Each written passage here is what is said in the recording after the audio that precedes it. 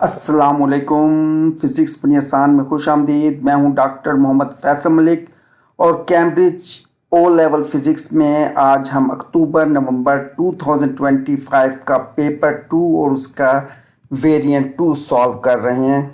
जी, question number 2 आपको एक spherical container figure में दिखाया गया है जो कि वाटर में मूव करेगा और बॉटम ऑफ द लेक तक पहुंच जाएगा। तो आपको जो क्वेश्चन के पार्ट ए में पूछा गया है कि जब बिफोर वो टर्मिनल वेलोसिटी रीच कर देगा बॉटम को टच करने से पहले, तो आपने उस वक्त तक जो उस पे मोशन बताना है इन टर्म्स ऑफ फोर्सेस।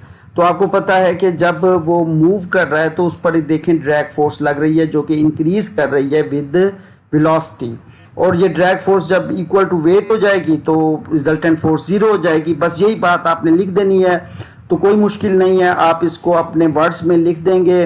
तो यहाँ पर आप easily as the container is moving down its velocity starts increasing the drag force offered by fluid also increases. A stage will come when drag force is equal to the weight of the container, thus the resultant force acting on the body will become zero and the container starts moving with the terminal velocity। ये तो बड़ी simple हो गई, वही बात हमने just जो बताई थी वो लिख दी। नेक्स्ट है, आप अपने अल्फाज में भी लिख सकते हैं इसको। तो नेक्स्ट है आपके पास के कंटेनर ने 32 मीटर का, चलें जी इसकी भी हम फिगर से इसको बना लेते हैं कि 32 मीटर का ट्रैवल कर रहा है वो कंटेनर बॉटम को हिट करने से पहले, और 74 किलोग्राम उसका मैस है। ग्रेविटेशनल पोटेंशियल एनर्जी जो उसमें स्टोर थी वो कितनी ट्रांसफ़र हुई इस ट्रैवल के दौरान, mgh, तमाम चीज़ें हमारे पास मौजूद हैं। जस्ट वैल्यूज़ पुट करेंगे तो आप इस आंसर को जस्ट टू सिग्निफिकेंट फिगर में ले आएँ, 2.3 10⁴ जाउल। तो आपके पास ये आंसर आ गया। आगे है state the principle of conservation of energy, energy can not be neither created nor destroyed। तो उसी चीज़ को can convert from one form to another form लिख देना है आपने।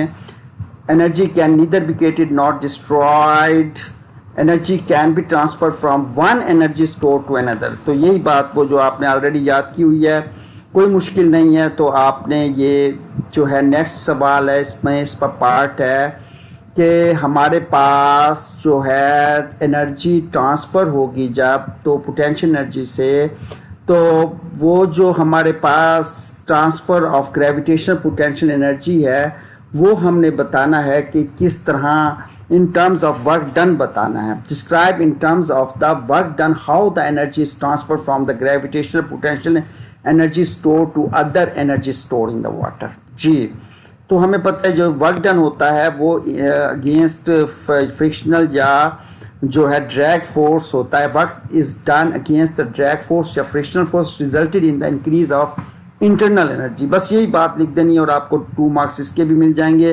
तो आपने टोटल 9 मार्क्स हासिल कर लिए।